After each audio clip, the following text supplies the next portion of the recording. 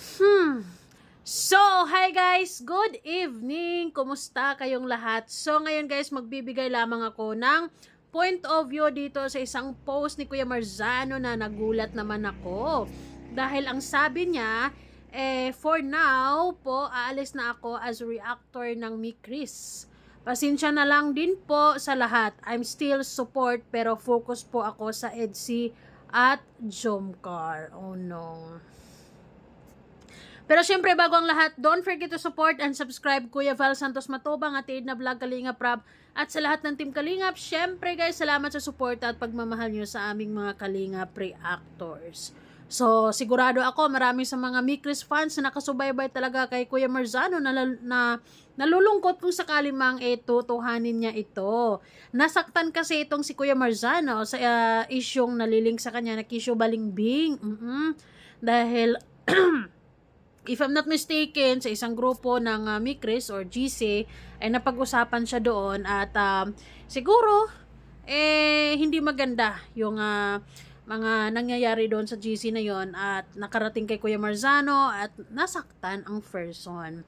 Ngayon, sa sinasabi nilang Balingbing, dahil kisyo si Kuya Marzano ay nakipagkita na kila Kalingap Rab doon sa Singapore kasama ang Jomcar, syempre naman, alam naman natin, bilang reactor ng Kalingap, as a member of Karipa, kasamahan namin yan si Kuya Marzano. Syempre, loyal kami sa Kalingap at lahat ng love team actually, sa abot ng makakaya namin ay kailangan suportahan namin. Ako nga, pasundot-sundot lang ako sa Mikris kasi wala nga akong view sa Mikris. And then si Kuya Marzano talaga, lately, napansin ko sa kanya, nakafocus din talaga siya sa Mikris. And actually, nakapag-react naman talaga siya sa lahat. Supportive siya sa lahat, guys. Mapa-EDC si Jomcar, Franjoy, and Mikris. Yes, nakasuporta si Kuya Marzano dyan. O, diba? So, ako, bilang kilala ko na rin talaga to si Kuya Marzano, on or off cam, nagkakausap kami. Bilang matagal na rin kaming magkakasama bilang reactors, diba? Masasabi ko sa kanya talaga namang yung suporta na ibibigay niya sa bawat nire-reactionan niya ay pure.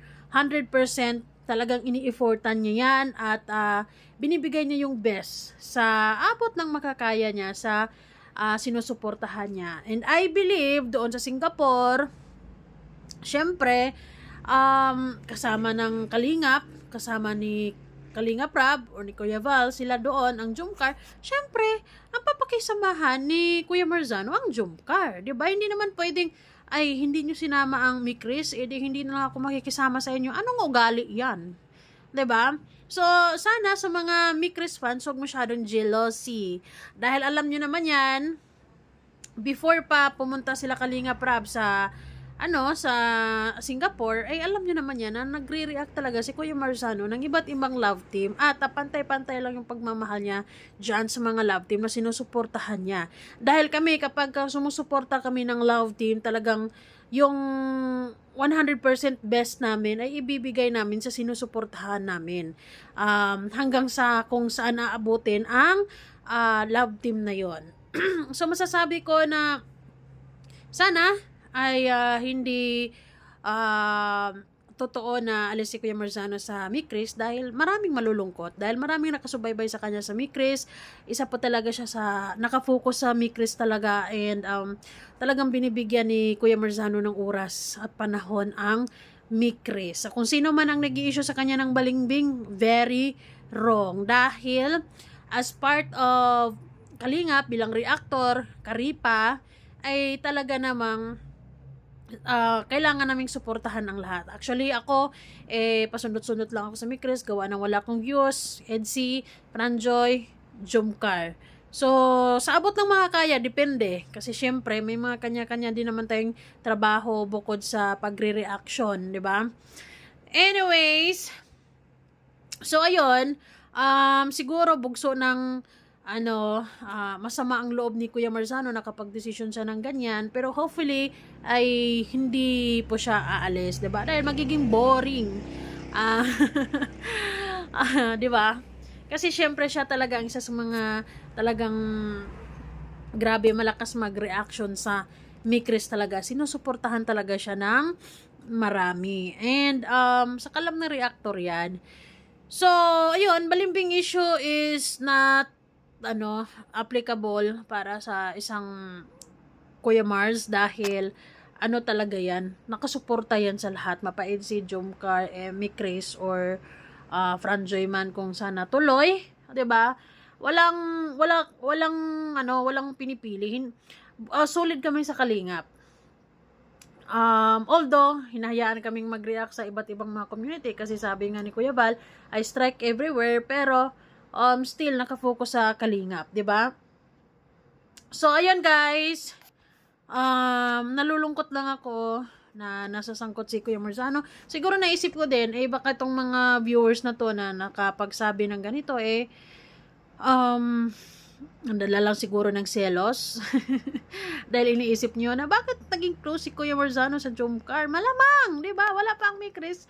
Talaga namang nakasuporta na talaga yan si Kuya Marzano. At nakasuporta talaga si Kuya Marzano sa lahat.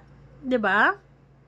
So, I hope na magbati-bati na lang kayo dyan. And, sana hindi lang talaga tuluyang umalis si Kuya Marzano sa Mick Chris. Dahil maraming malulungkot at isa si Kuya Marzano talagang nakatutok sa Mick Chris na reactor. At, marami siyang napasaya sa araw-araw ng pagre-reaction niya. Maraming nag-aabang sa kanya. So, wag na kayong magselos, wag nang sumama yung loob nyo kung sakaling isa sa mga lodi na reactor nyo, akala nyo nakapokus dyan sa love team na yan. No. Kasi talagang hindi pwede yon.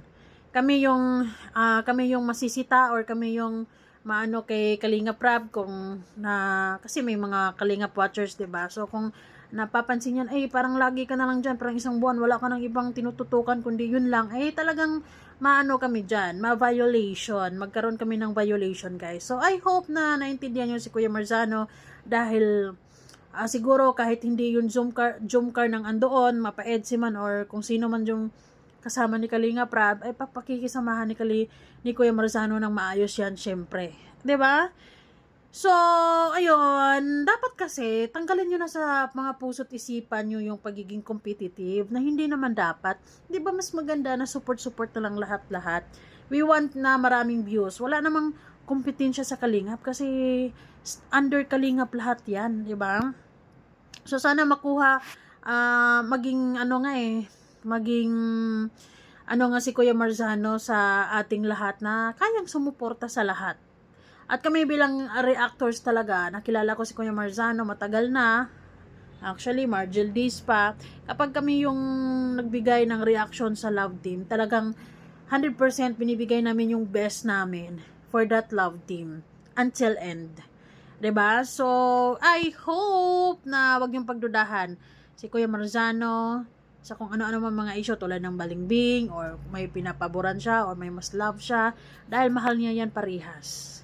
'Di ba? Tingnan niyo naman na pare-parehas naman niya yung ini-important, pare-parehas naman yung nire-reaction ng mga love team sa Kalingap. So, tanggapin niyo na lang, guys, na nasa Kalingap tayo, kaya yung mga paborito niyong mga reactor ay maaring talagang syempre magre-react yan sa kung sino man dyan na pwedeng reactionan sa upload ni Kalingap Rab. 'Di ba? So, I hope na si Kuya Marzano ay sana nabigla lang siya, nasaktan lang siya sa mga nababasa niya, sa mga naririnig niya, sa mga nababalitaan niya. And, alam niyo yon, tao lang din. So, pagpapasensyahan niyo na. Pero one thing for sure, hindi siya balingbing. Talagang, syempre, andoon yun yung kasama ni Kalingap Rab doon, and talagang mahal din ni Kalingap Ido ang Jomcar. Mahal namin yan.